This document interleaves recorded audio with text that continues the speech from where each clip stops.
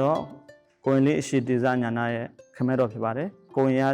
င်ဝတ်တာ၄နှစ်ရှိပါပြီသာသနာပြုရင်ကြောင်းတိုင်းမှာ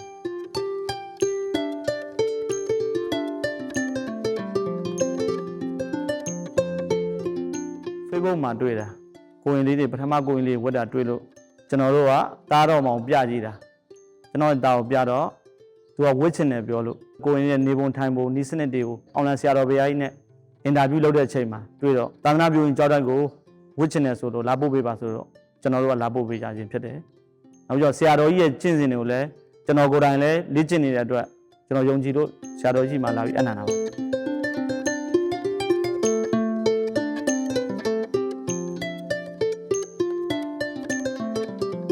။မဝိခင်ကိုရင်ကဘယ်လိုပြောမလဲဆိုတော့နေလို့ထိုင်လို့တိတ်ပြီးတော့အစင်မပြေဘူးပေါ့နော်။လူဝစ်ဆိုတော့ဘုရားရှိခိုးတော်တော့မှ तू မခိုးတတ်ဘူး။ तू အဲ့သင်္ကန်းစီးပြီးတဲ့ပုံပြောင်းသွားတယ်ဘုရားရှိခိုးတာအစဦးစင်းနေသင်္ကန်းတောင်းတဲ့နေရာမှာထီချင်း၅ပါးနဲ့ရှိခိုးတတ်သွားတယ်သင်္ကန်းဝတ်ပြီးသွားမှာဆရာတော်ကြီးရှိရောက်မှဒါတွေကရတယ်အဲ့ဒါတွေထူးကြတယ်အခုနောက်ပိုင်း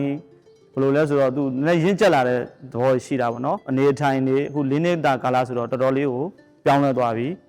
စကားပြောတာအစတည်ငြိမ်မှုတွေရှိလာပြီအဲ့လိုပြောင်းလဲတာကိုတွေ့ရတာပေါ့နော်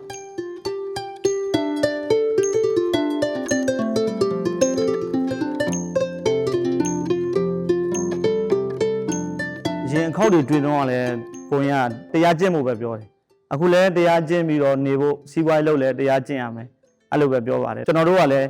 ဒီတရားကိုပဲကျင့်တာဆရာတော်ကြီးတရားကိုပဲကျင့်တယ်သူ့ရဲ့အဖေရောအမေရောပေါ့နော်ကျွန်တော်တို့ကိုယ်တိုင်ကကျင့်တယ်ဆရာတော်ကြီးတရားတွေကိုကျွန်တော်တို့ပုံဝင်ကြုံလည်းတိုက်တွန်းတယ်ကိုရင်ကလည်းဒီလိုပဲတိုက်တွန်းခိုင်းတယ်ပေါ့နော်ဝစ်ချင်တဲ့ကိုရင်တွေရှိရင်လည်းကျောင်းမှာဝစ်ဖို့သူ့လိုလုပ်ဖို့တိုက်တွန်းပါတယ်နော်သူ့ကြောင့်ပဲကျွန်တော်သိရတော့2ပါးလောက်ဝစ်ဖြစ်တယ်ဒီကျောင်းမှာဝစ်ဖြစ်တယ်ပေါ့နော်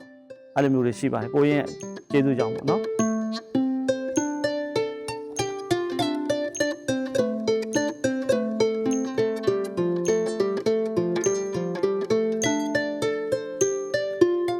သာသနာပြုံးရင်နောက်လာမဲ့တာမဏေလောင်းတွေပေါ့နော်ကျွန်တော်တို့ကတော့အရင်ကိုရင်နေမိပါတယ်ဆိုတော့ဒီမှာအရန်ပြည့်စုံပါတယ်လို့လိုလေသေးမရှိဆရာတော်ကြီးကဘာမှပူပင်စရာမလိုကျွန်တော်လို့ဆိုရဲဘာလူကိုတန်းဖို့မှဘာမှလည်းမပြောဘူးအဓိကတော့တာမဏေလောင်းလာဖို့ပဲလိုတယ်ဒီမှာစားရေးနေရေးကျမ်းမာရေးအစဘာမှပူစရာမလိုဘူးတချို့မိဘတွေရှိတယ်စိုးရင်ကြတာပေါ့နော်ကျွန်တော်လည်းပထမတော့စိုးရင်တယ်ဒါပေမဲ့ကျွန်တော်တို့ခေတ်တုန်းကဖုံးဆက်လို့မရဘူးခုနောက်ပိုင်းကတော့ဖုံးဆက်လို့ရတယ်3နှစ်နေမှတွေ့ရမယ်စီကံချက်ရှိတယ်ကျွန်တော်တို့အဲ့တိုင်းနေခဲ့တာဒါပေမဲ့အခုမိဘတွေကြတော့ဆက်လို့ရတယ်ဒါပေမဲ့ပူစရာမလိုပါဘူးလို့ကျွန်တော်တို့3နှစ်လုံးနေခဲ့တာဖုံးတစ်စက်မှမဆက်ဘူး3နှစ်လုံးဒီစီကံတိုင်းပဲနေခဲ့တယ်ဒီကဆရာတော်ကြီးကိုယုံကြည်တယ်တာမဏေလောင်းတွေရှိတယ်ပေါ့နော်နောက်လာမဲ့တာမဏေလောင်းတွေရောနောက်လာမဲ့ပုံကိုယ်တွေရောယုံကြည်စိတ်ရသွားလာပြီးအနံ့ပါလို့နော်ကျွန်တော်တို့ကအရှိရနေပြီးတော့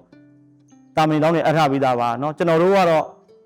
အတိုင်းမသိဝမ်းသာတယ်ဒီကိုရင်တွေဒီမှာရှိတယ်ဆိုတော့အဲ့လိုမျိုးပါနော်နောက်လာမဲ့တာမဏေလောင်းတွေလည်း